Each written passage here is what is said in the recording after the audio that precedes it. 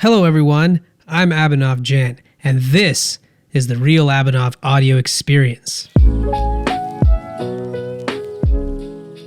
Welcome to the Real Abhinav audio experience.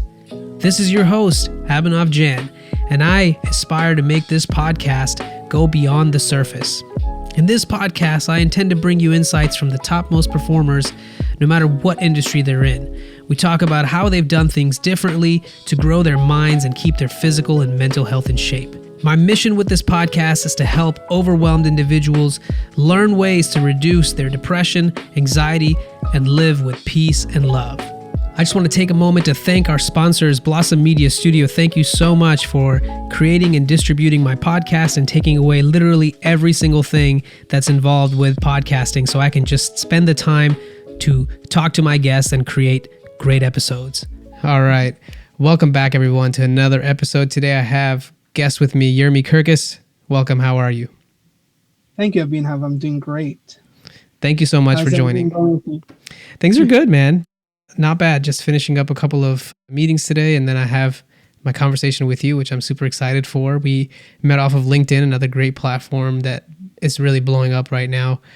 And I'm just glad to have this opportunity with you. You definitely have an amazing story. For those of our listeners that know the podcast, we had another guest on several episodes ago who recommended Yermi to me, Michaela, right? So that's how we met. So appreciate you kind of taking the time to join me today. You know, I want to start out with this. So I understand that you have a mindfulness practice that you help people with, making it more practical and to help people, especially in the workplace. And of course, you have a background that started from helping people in the prison system that I understand about. Mm-hmm. But before we go into any of that, tell me what it is that you wanted to be when you were a kid. Wow. Yeah. So that was interesting. So I was very, very lucky to have an incredible mother who was very mindful. And that's, I guess, where the mindfulness comes from. It's that my mom never asked us, what do we want to be when we grow up? Never. She always used to ask us the question in a different kind of way, where she asked us, what problem would you like to solve when you grow up? And I remember that striking me as a little kid. I mean, like, what problems? I mean, what problems already do kids have? Like, I didn't get a cookie last night. That was maybe like the biggest problem I've ever had or something, right? But it did open up my eyes to, what are potential problems around the world. So I always found it very intriguing to help out people. And when I heard that you can make a living out of helping out people, that was really interesting to me. So that's a long answer to how I wanted to be a doctor when I grew up. So I thought I was going to be a cardiologist, actually. Gotcha. Well, that's great. I mean, I think the heart health is very important on the physical sense, but I think you're helping people with their heart and their mind a lot more in a metaphysical sense. I don't know, psychologically, however you want to call it. So that's cool. I think I'm glad that you're still kind of in the field of helping people. You seem to have had that intention from the get-go. When we talked last, I think I was hearing that you wanted to be part of, in a way, of service to others and find a way to make a living doing that. And it seems like you've figured out exactly that. So let's dive in a little bit into your story as to like how you got into this space, specifically around one thing that you called out to me last time we were briefly mentioning our conversation is you had a pretty crazy last decade that pretty much has brought you to where you are today. Tell the audience about those 10 days that you had that were just full of all kinds of things going upside down in your life. Sure. Let's start there. Yeah. So as I mentioned, I did try to get into the medical world. I took steps to get in there. And by the time I got to pre-med, I right away realized that this is not really for me. And when I dropped out, my parents were very much like, they don't like things to be half done. So, like, don't drop out, you can't give up on your dreams, that kind of thing. So I went to become a paramedic. I volunteered as a paramedic. But that kind of sealed the deal for me and said, this is really not for me. And medicine was just not my thing. Is it the blood? So not that much, actually. Well, there were a few other blood related situations which I For me, was that not was ready it because I for. was like, I'm not going to be a Um, doctor. I'll pass out. It's just not going to work. but yeah, just there was a bunch of other reasons why just medicine was just not really doing it for me the way I thought it was going to be. Mm. I always did want to help people, but I didn't know yet how to do that. And so I reverted back to something I already knew, which was business. I grew up in an entrepreneur family, and business was just the thing. And so one thing led to another. In 2010, really kind of the business was growing. It was just about booming. And my wife at the time decides to leave me, take away the kids. It was very, very dramatic. And a few days later, my mom dies. And then a few days after that, the government forces my business to shut down. And so there was just all these craziness happening in 10 days. And yeah, so I fell into a very deep level of depression as I was trying to sort of get out of it. So I reach out to heaven or whatever's up there at that point. I didn't know what it was. And I said, hey, you, whoever's up there, you did this, you fix it. So Mm. like I just kind of like, that expression of let go, let God. So it's very much that kind of thing without knowing it at the time, but that's kind of what happened. And so that was really kind of like that ultimate lowest point, and So that's it. And then things turned when around. that was going on, first of all, I want to hear a little bit more. So when your mom passed away, was that something that was completely unexpected, or did she have an ongoing condition that she was going through, and then she had this departure? Like, what happened there? Right. So she was diagnosed with cancer, Gotcha. 5 years or so, just a little bit over 5 years before she died. Hmm. But for some reason, she kept that a secret from us, so we did not Hmm. know until much later on. And at the time when I personally found out, I had to be dealing with marriage that was collapsing, which the marriage collapsing also was very sudden. It was a matter of like 2, 3 weeks Hmm. from I love you so much, and every couple has their hardships and everything. We're going to get over this, and we're going to fix it, and all that kind of stuff. To suddenly getting a text message, get out of the house, kind of thing. Wow. So yeah, so kind of finding myself in a sense homeless, needing to kind of like jump from friend to friend, on couches and stuff. So I was so busy, trying to save my own marriage, and all of a sudden I'm finding out that my mother's collapsing, with seizures and stuff. So I had to kind of make a decision on what is priority. Who do I sort of give my all my attention to? So running around between hospitals, or kind of saving my long-term relationship with the person who should be around me for the rest of my life. So that was a very difficult decision to make, and trying to find that balance between saving my marriage and being there for my mom. Right. It was a very difficult time. It was very confusing, to say the So, least. and how did the business that you had also get shut down during this? Anything you could share about that? Yeah. So I mean, so the way it works in not America, outside of America, Where were you then? that government. I was in Canada. Canada. Got it. So yeah. So without going into too many That's details, fine. there were certain aspects of the business that, without me knowing, were not, let's say, to the full extent of what their requirements were to operate a business. I thought I was doing them a favor in the Hmm. sense of how I was operating the business, Ah. but it gets complicated when you get to the intrinsic details. And when I hired the lawyer, so all this again is happening with saving a marriage, saving, being there with my mom, and then the business. And I Wow. hired a lawyer saying, help me, just you take care of it because I'm dealing with all this other garbage right now. But you take care of this. And he was just like, pay the fine and shut down the business because it's just easier. So otherwise, we would have, I would have found a more legal and more appropriate way to do it. Mm. But just there just wasn't, my mind just wasn't there. Definitely not to fight this whole thing. I've got a quick favor to ask of you. If you've been enjoying this podcast, I'd really appreciate if you could take 1 minute of your time and leave us a review on Apple Podcasts. It goes a long way, and I'd really, really, really appreciate it. If you've already done that, thank you again. Please share this episode with someone you know, a friend or family member. Download the episode or share the link, whatever works for you. Now let's get back to it. Goodness, I mean, that's just so much to handle for anyone, let alone one person to handle all three at once.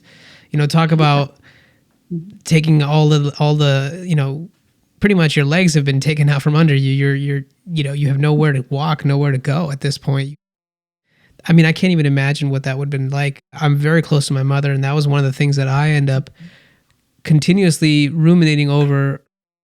Actually, several years ago, when I was very much on a low point in my life, definitely not in comparison to what you've went through, but I remember deeply being very, I never dealt with the emotion of what would it be like when my parents pass away. And I think it started to become very real to me that there's this mortality piece to our humanity. And I think we all know it, but if you really don't face it with any level of strength, I think it doesn't quite set in until the moment arrives. But for me, for whatever reason, maybe just the state I was in emotionally at the time and psychologically, everything seemed much larger than it had to have been. And so that's when I really remembered contemplating a lot about, what would it be like for my mom to not be here and what role she's played in my life.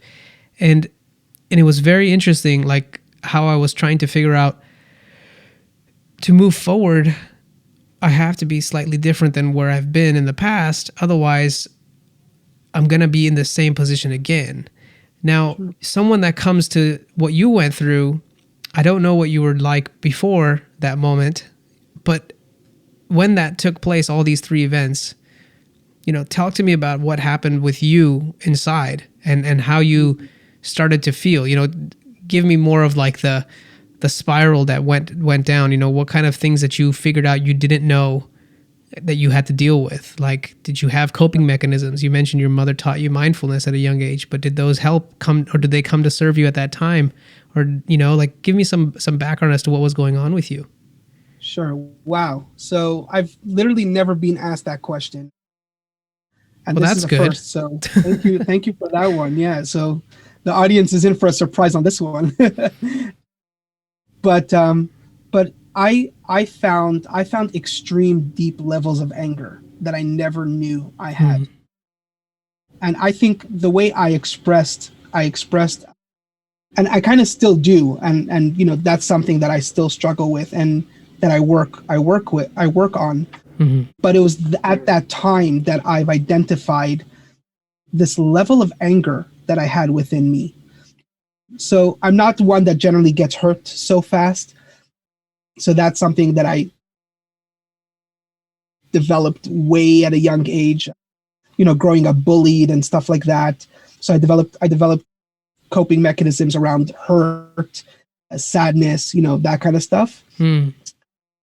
But when these big situations happened all in one shot, that's when I've identified this sleeping anger, as one therapist called it.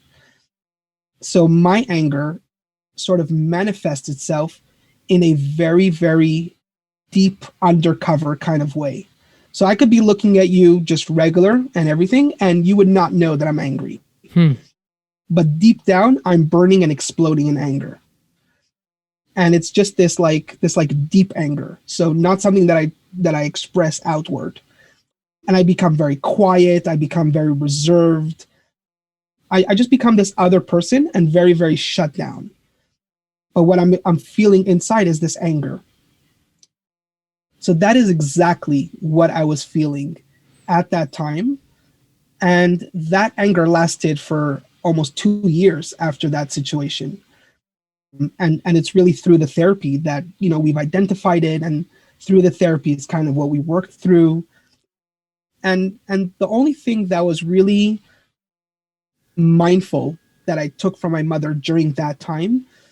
So I did spend the last week or so with her. I spent a lot of time with her, just sitting with her and trying to communicate with her. She was at a point where she She no longer was able to communicate. The illness already took away her ability to speak and to communicate effectively. And I'm a very intuitive kind of person. And so I was perhaps the only person in our family that was actually able to make out basics of what she was trying to say.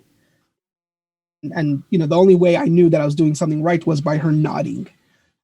So so we developed this deep connection in the last week that was only unique to us two. So that's something that I think was a gift to me to take on for the rest of my life, that I still had that opportunity with my mom, which was very unique. But the only thing that at that time that I was able to take from her was a lesson that she taught me that came from Viktor Frankl, to find meaning in life. Yes. So she was encouraging me to go find some volunteer opportunities just to kind of get through the hardship. So like kind of like get your mind off, whatever's happening, and I say that in quotations because she kind of encouraged me to, go out and not get distracted, but kind of like find a purpose and meaning in life, which I was only able to do a little bit after that because I was just such in a bad place. Right. But it kept on in my mind to always say, look for meaning, look for meaning, look for meaning. I mean, at that stage, the only parallel I can pull is I remember when I was at my lowest point, I think it was very hard to even, first off, to sleep at night. Second, to wake up in the morning and have any reason to want to get up and do the same mundane things. I felt that I was purely incapable of taking care of myself, even the smallest things like making breakfast for myself or just eating nutritional like food or anything like that. Did any of that transpire with your experience as well, or anything that you could share around like kind of, because I don't want to graze over some of these details because a lot of people when they struggle, this is the stuff that no one talks about. No, I love it. Yeah.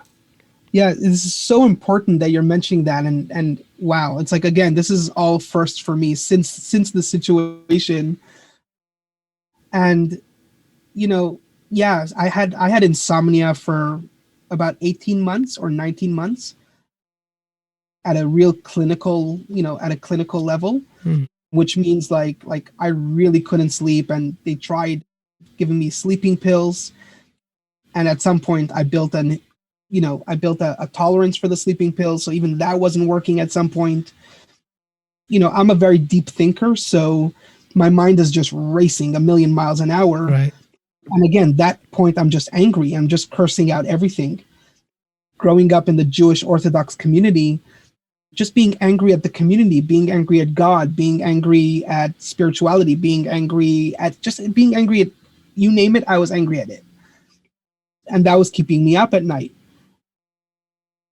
And so definitely there was all that struggle that was going on, and I couldn't function. And I was going through a bunch of therapists at the time. I had a phenomenal support system.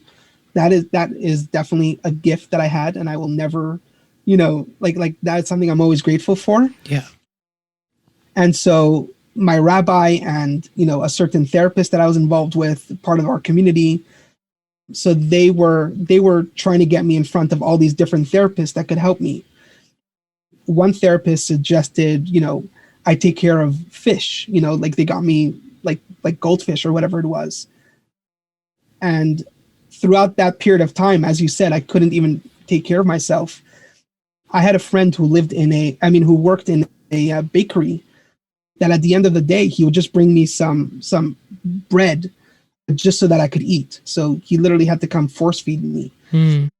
And I went through 2 fish and a bird. So I killed 2 fish and a bird, unfortunately, just because I couldn't take care of them. I could hardly feed myself. I could hardly feed them. And then I told everybody, stop bringing me animals and stop bringing me things to take care of, I don't want to kill anything, Right.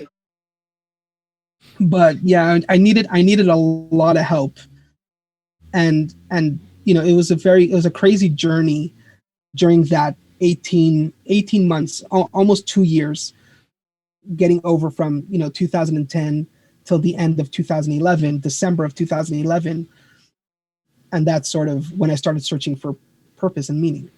Right. So at what point did you start to see this light of hope once again, perhaps, and maybe showing you the path that, I can't keep being like this. I need to find a way to get out of this. And now you're searching for meaning and perhaps even for your, self-discovery again and figuring out who you are once again, because I'm sure all the different ideas that you had about yourself up until that point had somewhat disseminated because of how your belief systems were and what happened, which always helps or hinders us. It really makes us question what we believe no matter what, because the ideas that we had maybe were not going to be serving us moving forward. So talk to me about that sort of reintroduction of, meaning in your life. Like, how did that begin and what was that journey like in its initial phases? What does that even start with for you? Sure. So this is also a part of the story that I don't usually share as much, but it got to such a point where my reputation was shot at this point. And as I said, I grew up in a community. Would it be would it be worth mentioning like what it was you were doing at that time? Like, I know you mentioned you were having a business, but that got shut down. But where were you at that time? Were you straight out of school at that time? Were you, working for several years? Like, what were you up to when all this took place? I guess I should have asked that before. Yeah. No, great question, actually. Something I actually do a lot in the coaching that I do now is that I sort of encourage people. Perhaps the best advice I ever got from my father was that 80% of college students don't end up using their college degree. They end up either dropping out, miserable, not happy with their jobs, whatever it is. And so not many of my family members are college educated. They're all entrepreneurs. They're all business people. And they actually frown upon education. So literally my uncle and I are the only two people in our family that are educated. Well, our school system isn't designed to make entrepreneurs, so I can understand why. Sure. And yeah, my father was kind of like, why are you going to give money to a bunch of people who are telling you how to run a business? Like, I don't get it, So that was his approach. And when he saw how adamant I was, and I said, hey, how can I be a doctor without going to school, So that he was okay with, but he wasn't okay when I went to business school. So to go get a marketing degree, he was super against that part. I won't get into the part when I decided to go into psychology and organizational psychology, like the psychology of businesses. That he totally didn't understand. But you did complete that. I did. I completed my, my bachelor in marketing. I completed the psychology. I completed all those. I definitely did. We'll talk about why that was important in your story. Yes. And so, but the point was that one thing that I really took away from my dad was he said, okay, but let me do this. I will not support you through school. You're going to have to figure that out. And in our family, debt is considered a terrible thing. You never just don't be in debt and, figure out a way to support your way through college. So I started up the business in order to support my way through college. I never had student loans. I used them just to get through school, but I paid it off immediately, and that's it. So thank God, no student loans. And so that's how I started up the business, was to operate while I was in school. So I was still in school at all this time was happening. Got it. So that's good information to know. So now let's walk forward from, you have your 10 days of terror, as I've aptly named it. It's terrible, but it happened. And now you're 18 months into depression and anxiety and anger thoughts and not really being able to take care of yourself, but you still chose to go the route of exploring the self and finding meaning in life again. So help me understand what that was like for you, kind of introducing yourself back into society. You said your reputation was shot. I would like to hear what that meant for you. And because, a lot of us are very much attached to our reputation in life and in culture. Sure. So, what was that like? So I'll share with you what that was like, and then I'll share with you the lesson that I learned from it. So what it was like was that I literally couldn't walk on the street without being called names and, getting yelled at or whatever within the community. It was very, very bad. And so I did my best I always was a kind of person that faces my fear. As I told you, growing up bullied, I never allowed the bullies take me over. I was still in their face and I was still there. I'll take the punch, but you can punch me till you stop punching me, kind of thing. So I kept on walking the streets all the time. I would do my daily walks, put my iPod in. Back then there was iPods. I remember. I had my iPod in my ears at full blast. You guys could scream out names. I don't hear you. I'm just listening to my music. And that's so I used to do that daily. But it does get to a point where I'm malnourished. I was not healthy at all. My mind is just so exploding in anger and hatred at this point. And I just hated everything that my life has become because I so badly just wanted to be that good person who helps people. And so at this point, I'm also sleep deprived, so you're not really thinking straight and all that. I came to a point of suicide. So that's really where it was. So I was starting to contemplate the suicidal thoughts. And as I'm about to sort of plan out this, so the suicide was pretty much planned out, but I was planning out the execution part. So how and when, and the more intrinsic, the more detailed part of it.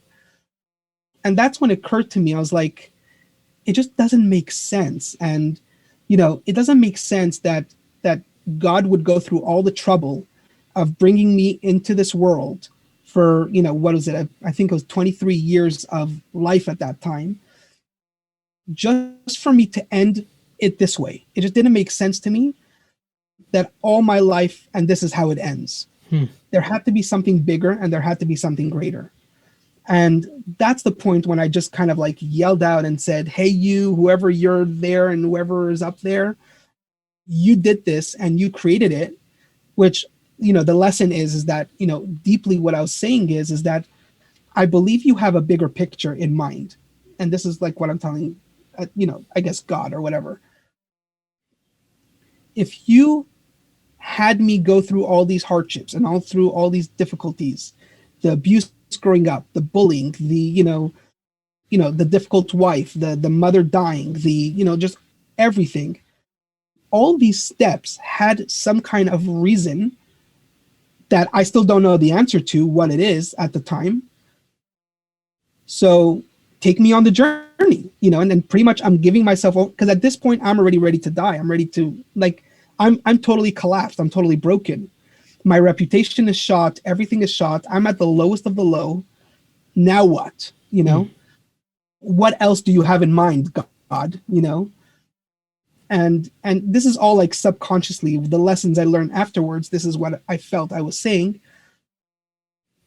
Kind of like, this is the most rock bottom you can get, and it only could go up from here. So I'm ready to climb the ladder now. So God, what's that next step?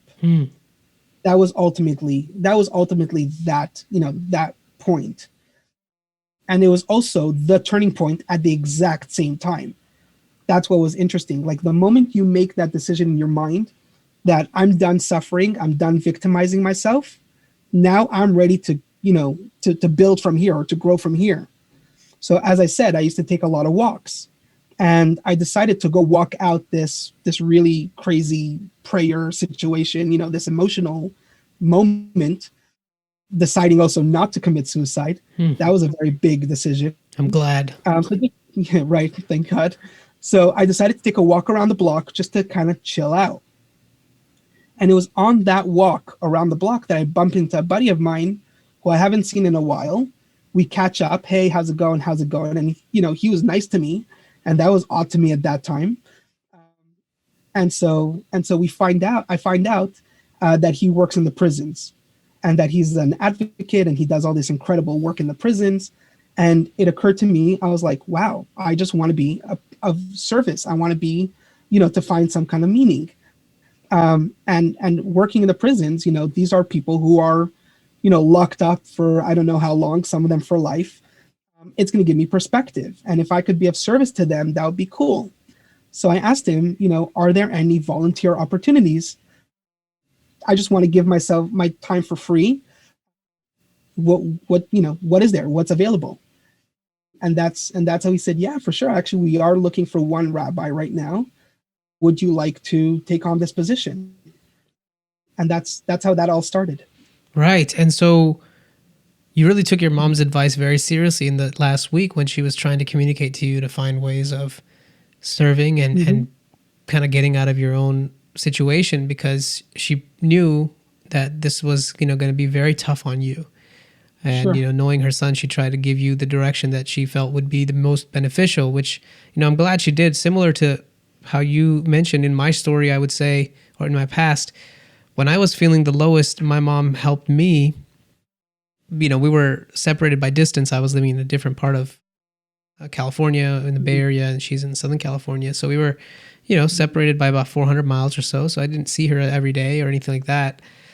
And I found that that was very challenging. One thing that she really put me towards for my, let's say, coming back story was really like to set up a routine again. And that started with, for me, it was simple breathing exercises in the morning when I woke up, rather than, Mhm.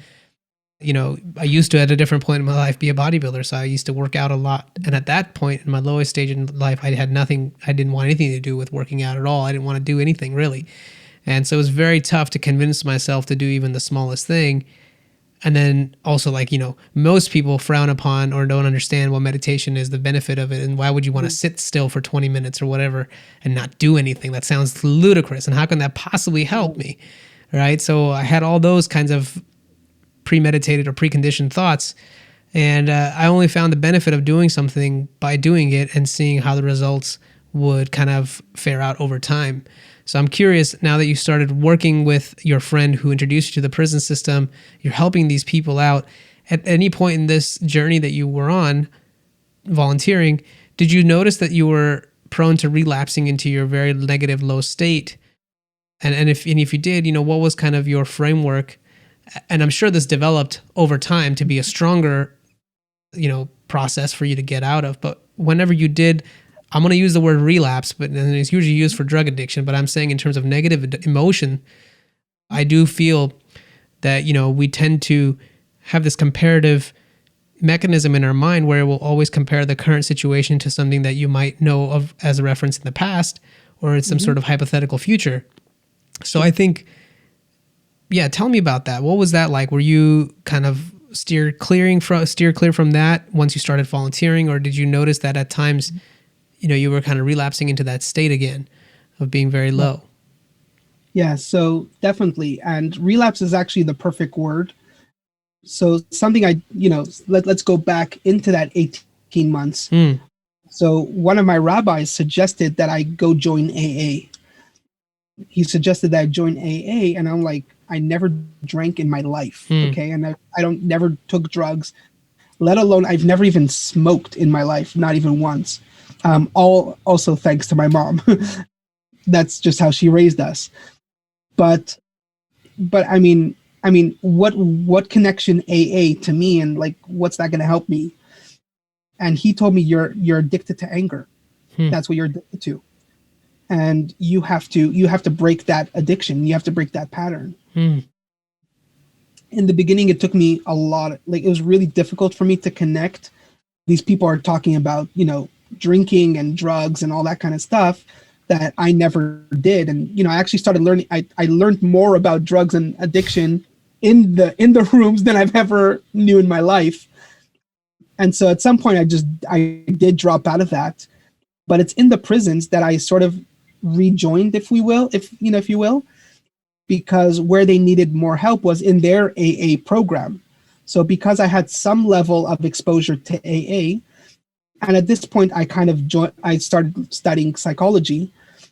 So I was like, oh great, I could sort of work alongside the AA program, and at the same time also benefit a little bit for myself. And again, throughout this entire time, I was really in therapy. I was working through myself all Hmm. this time. And I relapsed about 3 times, getting to that suicidal level, that anger, that despair, and it was very difficult. So we definitely have those ups and downs, and it was a journey to identify where is the point where it's, let's say, at the peak and it's starting to go down. Hmm. So The when I inflection would point. find it was Yeah, I would find it whenever I'm already at the down point.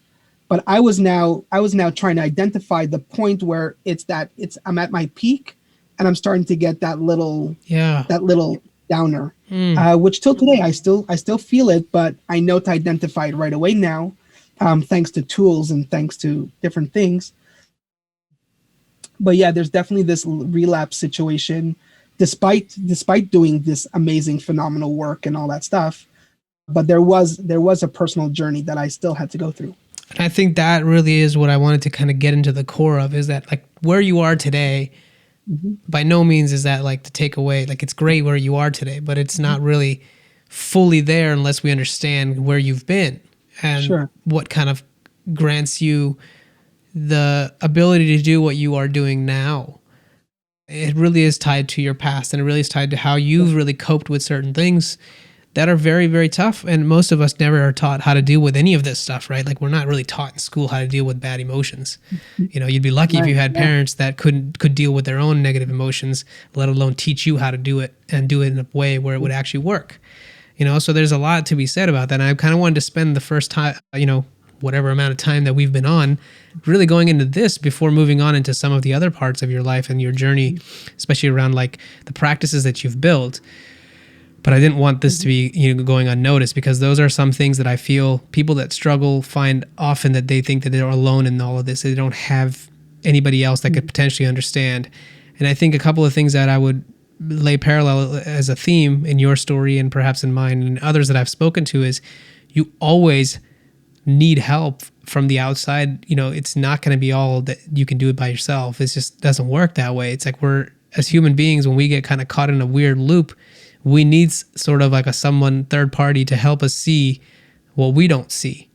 And Mhm. first off, we have to be willing, right? Like you mentioned, for the first number of months, you just weren't really even in a good place. You were very angry. You weren't really able to process what's going on, not take care of yourself, and you didn't want to eat. You had your friend come through to help you to eat. I'm thankful that for that friend at that moment in time. You're probably looking back and you're like, wow, that's a real friend right there to actually come through when I really Well, need it.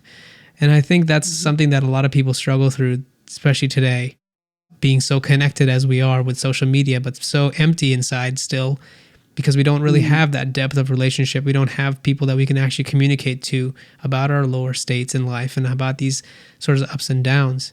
I want to shift the conversation a little bit towards, I want to go into tools and techniques, but perhaps before we go into that, I'd be curious to have you talk a little bit about. I remember there was a notable story in your time that you spent with the prison system that really Mhm. solidified for you this journey of making a lifestyle by helping people, especially, taking into consideration that you had a background in operational psychology. Am I saying that Mhm. right? I think Organizational. Yeah. organizational. I always confuse Yeah. the two, No, but organizational psychology, which I don't fully understand the scope of that, but I'd love to hear what mhm. that's like, and maybe you can share with us the story that really helped you solidify that you wanted to go into this field for good, which is helping people and being a coach to them. Right. So yeah, so that is, and it really actually ties into everything you literally just said.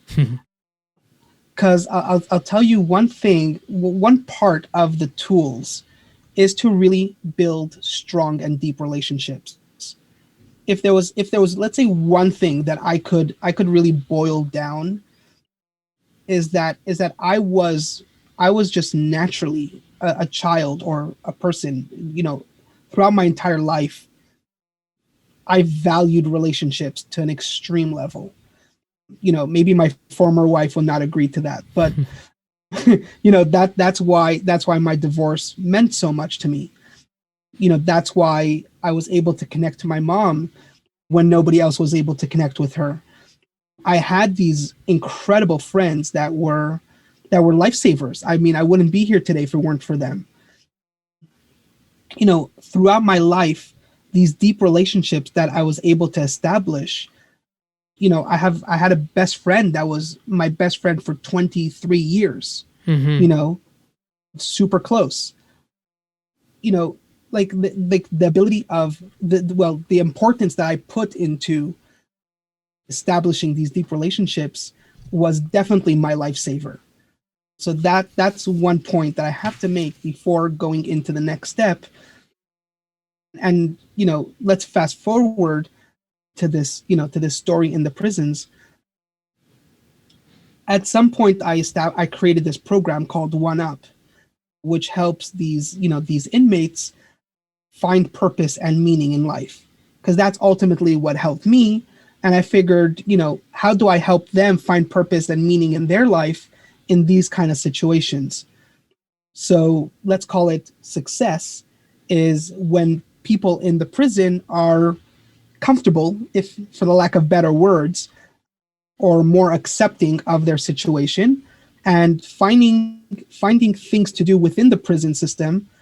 Let's say for those who are going to be there for the rest of their life, and for those who are going to come out to find meaningful, professions when they leave the prison. So there was always a level of business to what I was doing. Help them find jobs and help them find different things that they could do within the prison and beyond, if they are ever going to reach that beyond, and how to build them and make them ready for that. So it was a 90-day program that was eventually over time developed. So at one point, there was this young guy. He lands in prison for the rest of his life. He's never going to come out, in his early 20s, and he commits a horrific crime that he was under the influence of drugs. But again, that never excuses why, what he did. And by the time he sobers up, he realizes what happened and where he's going to be for the rest of his life, and he falls into a very deep depression. Through his friends and through people that he knew in the prison, they suggested he come take this program, this 90-day program. And so he joins the program and he completes it, and he sort of what we call graduates it. I want to take another quick moment to thank our sponsors, Podcast Backdrops. If you do any kind of video content or pictures online, or you're doing any sort of selling over Zoom calls, you really need to check them out, because it will make you look professional from the get-go. Having your brand, your logo, and what you're all about behind you, hiding all your clutter, makes you look so much more professional when you put yourself out there on the internet. So check out Podcast Backdrops if you want to level up your game. And I always follow up with these people. As I said, I establish relationships, and I care about that. So I kept in touch with him and asking him, how's he doing? What's going on? Turns out that he figures out a way to live his dream. And he came from a family of bankers and finance stuff. And he figures out a way to become a financial advisor, get a degree in finance. Now, anybody who knows in finance knows that one of the hardest, it's almost impossible for any convicted felon to be a licensed, finance person. So this goes against everything. I don't know how he does this legally, so I don't have the answer to, but he figured out a way to be of service to the inmates and their families, helping them with finance in one way or another, maybe just advising them, maybe coaching them. I don't know exactly how he does it, but he figures out a way to do this business. And then the last I find out is that now he's teaching these degrees in finance and money and stuff. And he's either hiring or sort of teaching them how to do what he's doing. And that's the moment when I look at this guy and I'm like, oh my goodness, there are people that I know. As I said, I grew up in entrepreneurs, everybody I know are entrepreneurs. At this point, I've already had 3 businesses of my own. And, nobody I know lives half the life that this guy lives. And they're not as happy as this guy and as fulfilled as this guy. And this guy has literally done the impossible, and he's thriving. And that's when it kind of sat to me, and I was like how? Why? I love what I'm doing, and it's great what I'm doing in the prisons, but there are other people outside who are really, really struggling. And I have to figure out a way to sort of be of service to them. And there was one more part to that story that it occurred to me as I was saying it. What really, really also was another push was another person And I think that's thanks to you, Abhinav, because if I wouldn't like if I didn't I wouldn't have made a connection between these two stories had it not been through that, lengthy introduction in a sense. I was very, very close to somebody, and I haven't been back to Montreal in a very, very long time. And I was there, and I just kind of like went to see as many people as I could. I was only going to be there for a couple of days. And so I tried connecting with as many people as I could. And this one guy tells me, I'm so grateful that you came to visit me. I said, what's up?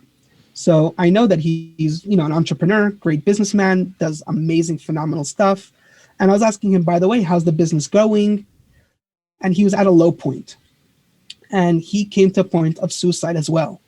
He was planning suicide. And he said, right before he was planning suicide, he was planning like a suicide note in a sense. And he was about to publicize it to the world. And he was deciding where was he going to publicize it. So he goes on LinkedIn, he goes on Facebook, he goes on a bunch of, platforms. And on every single platform, he saw some kind of post that I posted. And then it just occurs to him and he's like, whoa, this guy, like I knew him for all these years. He went through all this stuff and look at what he's doing now. And look at his life today. Now, he had no idea that I was suicidal, but he's like, that stopped me and that turned me around and that said I could do this. And so those two stories combined, which happened, very, very close to each other, I was like, I owe this to my people. Right. I really owe this to my people. And it occurs to me that like this is coming up on 2019, 2018, 2019. We're coming up to 2020 at this point. And I'm like, this was 10 years ago. And this is like the Malcolm Gladwell moment that I call it. Like the 10,000 hours, the 10 years kind of thing. I became an expert, according to Malcolm Gladwell, in pain and in relieving that pain.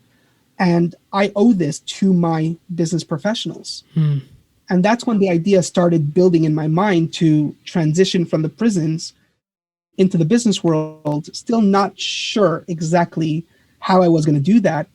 That was going to be a little journey of its own as well. But that was that pivotal moment when I decided to change. That's so important to call out, because you mentioned that OneUP program that you had created to help people see, how they could potentially make themselves better. And here you are in the prison system where you land after your, crazy series of events, but you find someone who takes what you were, perhaps teaching or explaining to them how to, use, takes it, runs with it, makes himself very, different, kind of transforms his life, let's call it.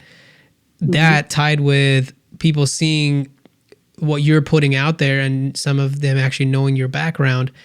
And it's funny because a lot of times social media is such a weird thing. You think that it doesn't really hit people's eyes or attention. And, just because we have all these vanity metrics that may not confirm what's happening. But it's incredible that you were able to impact, without even knowing, someone else's decision to not end their life. And that really is, at a very deep level, that's really what, we need each other for in life. That's what humans need each other for, really. It's to continue to survive and to continue to keep on living. Because if you were here by yourself, probably not the most fun thing, right? Like, what are you going to do? There's not much.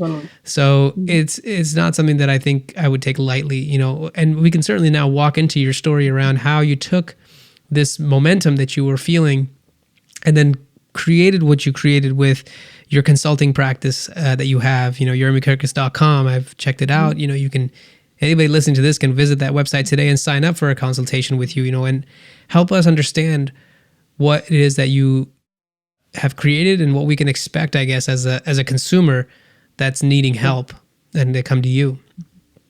Yeah. So yeah, I mean, it was really interesting, and it took a little bit of time to sort of, how does this OneUP that was built for, prisoners work for the business professional? And, I think we have this sort of like society kind of does this to us, I guess, where when you're a business professional, you have to kind of show this, I guess it's that fake it till you make it, what people call it. So you kind of hide the struggle and you hide, the last thing you want to tell people is that you're suicidal. And then when we suddenly hear of it, and it's like, oh my God, did you hear what happened to that guy? And but like, I guess it's such a real thing Hang on, that's such a that some topic nobody. that I think we should talk about. It's because corporate world and just like work in general, I think it's kind of ridiculous that we can't Mm, be like the humans that we are, and we have to almost pretend to be something we're not. And mm, the amount of problems that stem from that itself, where people are faking to be something they're not, personality wise, you're putting so many things under the rug that you should be dealing with, but you're sure. not, because you're the sense of how I'm going to be perceived makes it way too Mhm. scary to like kind of talk about some of these things. And I've personally faced that. I was at a point where I was like, I'm quitting my work because I don't think it's healthy for me long term. I'm still fairly young, and I was like, Sure. what am I going to do? Work for money and like discard my own like soul crushing like emotions and stuff? Like, what? That's not going to make Mm, any sense to me. Thankfully, I was aware enough to do that, but most people aren't, right? Like, it's mhm. interesting that you did make the pivot towards corporate, because not to make it sound like it's a prison, but a lot of people are in prison in the corporate system. They just don't know Yeah. it, right? So Right. it's very interesting to me that you kind of made that pivot. So sorry to interrupt you there, but I just felt like I had to call that out. No, it's 100% right. And I mean, I could literally talk hours just about that because that is a huge passion of mine. The true purpose of social media, what social media should and, what should look like kind of thing. There's like, I think there's a lot of disservice when we say that fake it till you make it. And there's a level of truth to it, but there's a bigger part of disservice to it. But that's literally a discussion for a whole other hour, a whole other, but you're 100% right. And that's actually a big part of what I was trying to consider when I was making that pivot, when I was making that turn. So I was trying to get my master's in family therapy. That was actually because of relationships and how important they are to me.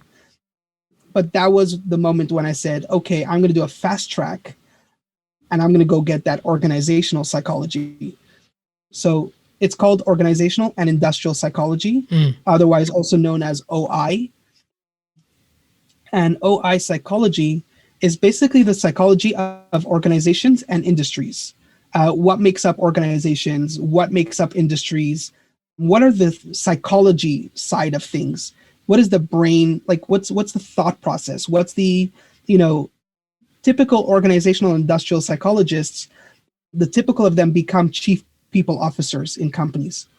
So they become the people person in the company. HR on steroids, if you will. They know the behaviors of the business, of the industry, of the that's what they focus on. Now, coming from the therapy side of things and coming from just throughout the prison system, I was learning more about mindfulness, coming with the AA stuff, just bringing it all and packaging it all into one. That took a little bit of a journey, and I decided to sort of test this idea. And so I reached out to a friend who I knew was very, very wealthy, does very well. And I knew that he was starting up a new program, which I was sort of involved in piloting this program to help, young people get into the business world and just kind of give them, so they're not doing too well in college and, they're kind of dropouts in a sense, but to give them a more like to build an education system around hands-on experience, less theory and more practical. So I was one of the pilots of that program. And my approach was, okay, this is a great opportunity to see if my OneUP program works here. Hmm. So I had to sort of use OneUp with another program, put them together, fuse them together.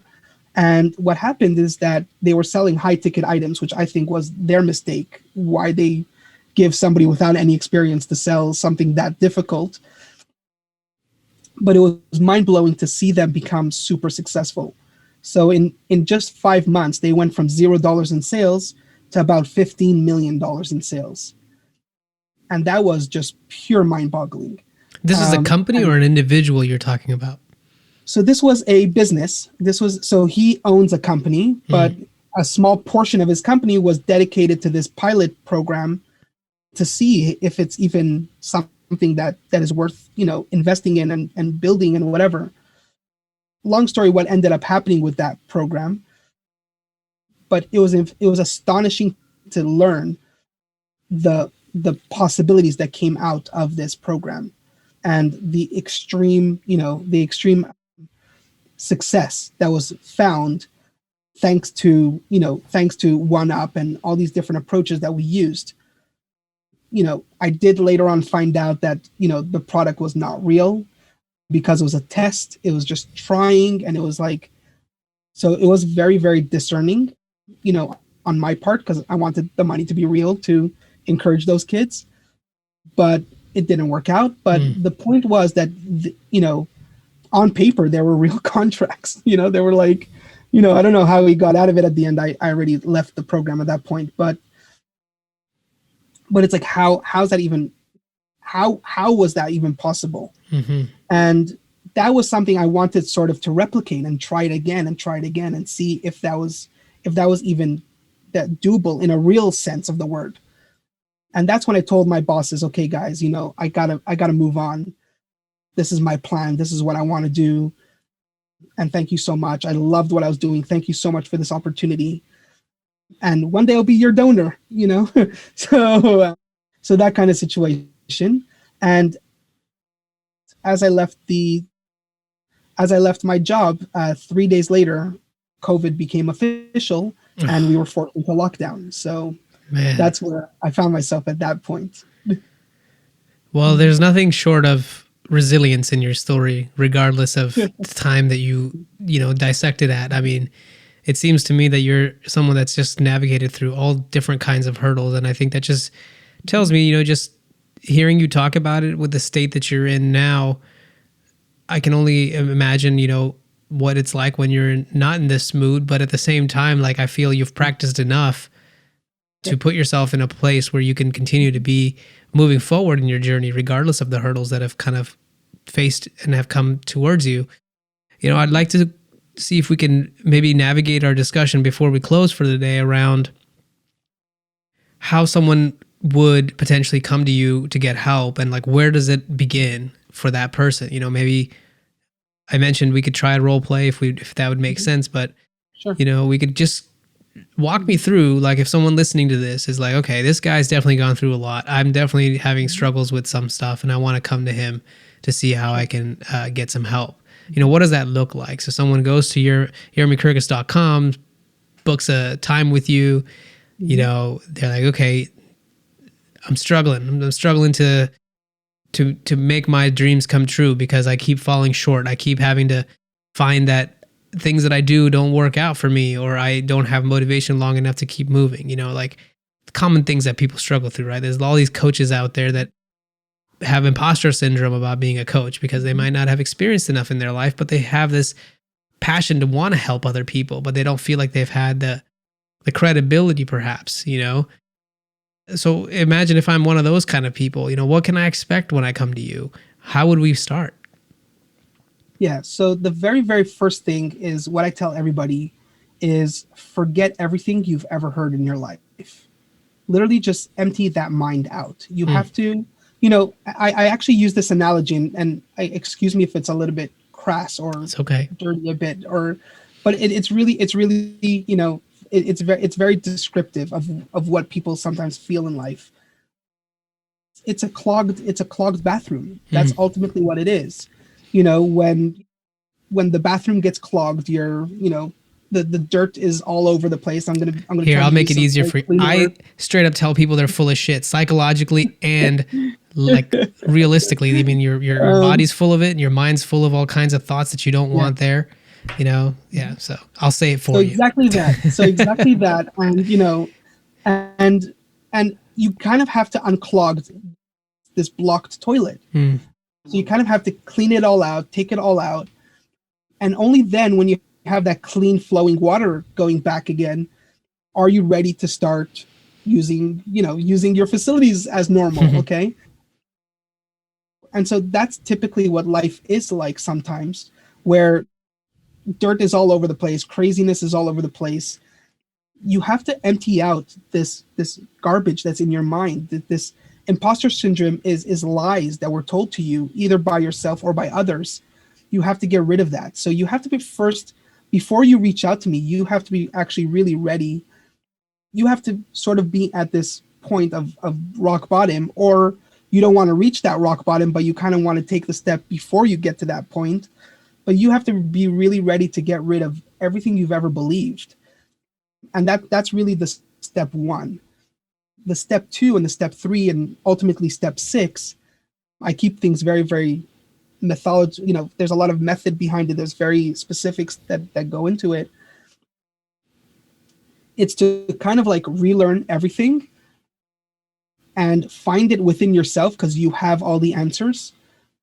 That's exactly how I did it. I just stopped every hurdle that I faced. I just stopped, looked at the hurdle. What is it? What's happening? And what's the next step I could take? Trying to sort of calculate, 5 to 10 steps ahead. So in a business, whenever you're running your business, you want to stop, look at your business and say, where am I today? And what do I want it to look like in the next 5 to 10 years? So think of it as 5 to 10 steps ahead.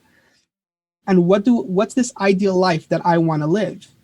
And what I focus on is that I believe that everybody has the I would even say is entitled to happiness and is entitled to this ideal life that they want to see. So typically what I help them do is visualize that ideal life. A lot of them are already coming with that vision, but I help them really visualize it and believe it. We work on their happiness levels. So first we have to feel good. Then we work on attitude and character.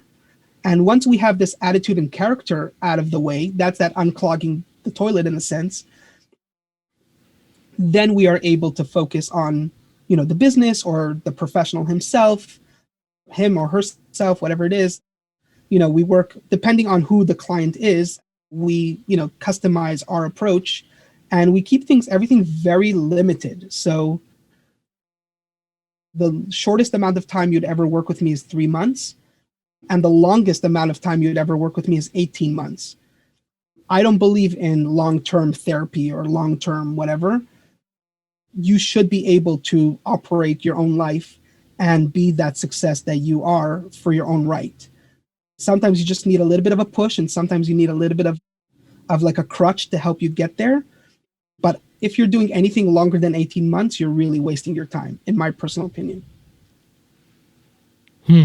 That's a lot to think about, I would say. I think that's good in a lot of sense. I think people need, for sure, someone to be a conversation for them. Like a lot of times we ruminate on by ourselves, if you don't have a partner in life, or especially someone that's focused enough to see what's going on with you and ask you the right questions to make you orient in a way where you're actually moving towards the things that you want and not continuously hitting the same walls that you've been hitting, the barriers that you've been hitting, recognizing the patterns that you have, calling them out, and perhaps moving you with some more tools or developing tools that you might be taking with you. I think that's very much in need right now. And I don't even have to ask why someone should go with you versus someone else. I think just what we've talked about today is enough to indicate that you're definitely someone who's went through some really, really tough things and continues to. I don't know if, you don't have to divulge any numbers, but are you able to make money doing this now since COVID started last year and your business kind of didn't really take off? Are you able to, keep it going? Yeah. And it's really it's about figuring things out. It's about being of service. I think this is the most amount I ever tell anybody. Like when I go into what people call sales call or whatever, I mean, I don't call that a sales call, but whatever. I never share this information. And the reason why I don't do that is because I tell people, get off your laurels and accolades. They're not worth anything. My past and my experience belong to me. And this is just how I got to where I got to, means absolutely nothing for you, the person that I potentially would be working with. Yeah. We all have our stories and we all have our unique individual, things. Actually, I just have to share this because since we spoke, I did a case study. I wanted to actually prove my point. And I think actually we spoke in middle of our case study, because for the past 2 weeks, I've been trying this out. And I was sharing all these, experiences, and here's what I've done, and here's what I would have done, or, whatever. Every single person, every single prospect told me that they got overwhelmed and that it's just, they're not that kind of person. It's not going to work for them. Every single person, 100%. And then when I would shift it and I would say, okay, let's focus now on you. Everybody felt empowered and everybody felt like they had suddenly some kind of, solution or something that they could try out. So you're saying you switched from telling people about what you did to asking people about what they're going through? So yeah, I mean, we focused deeper on what is it exactly that's the problem? Or what is it? How are you feeling? Why do you think, there's a lot of questions, and kind of like I walk myself through in my mind. I just ask a lot of questions about my situation and try to see what are things that I'm willing to explore or willing to do to get past these things. And that's sort of my approach. That's more my approach, is to put them in that mindset of their own problem solving, because they already have the answers somewhere deep within. They just need to be empowered to believe that that's even a solution. That's a bigger part, Like you said, imposter syndrome, everybody goes through it, literally everybody. And if there's somebody to tell you, says, who cares about who you are? Right now, it's about solving a problem. That's it. So I try to avoid asking myself, am I educated enough? Am I knowledgeable enough? Am I experienced enough? That's irrelevant right now. Right now, I need to make money. I need to feed my family. So how do we do that? Right? Yeah. I mean, I think another way of saying that is whatever type of thoughts you're having, if they're not really conducive to what the current situation you're trying to solve or face, they're not really helping you, no matter how deep the question really might be. It's something that I don't think you should ignore, especially if it's a repeated pattern. You should definitely look into those things. But if at any point in time you find yourself ruminating about things that have nothing to do with what you're doing at this moment in time, I agree that's something that you need to work on to make sure you're not focusing on that more than what you need to do. And I think I could fall guilty to that. I definitely ruminate on things for hours on end that don't ever have any real benefit outside of just, okay, there goes 2 hours. You know what I mean? So it happens. It certainly does. Well, Yermi, I think I want to close this out with you, and I want to ask you if there's anything you want to share before we close out.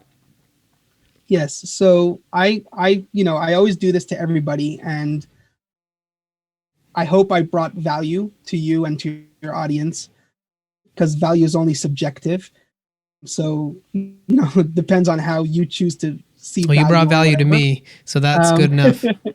Yeah, but as another value, I do hold once a month.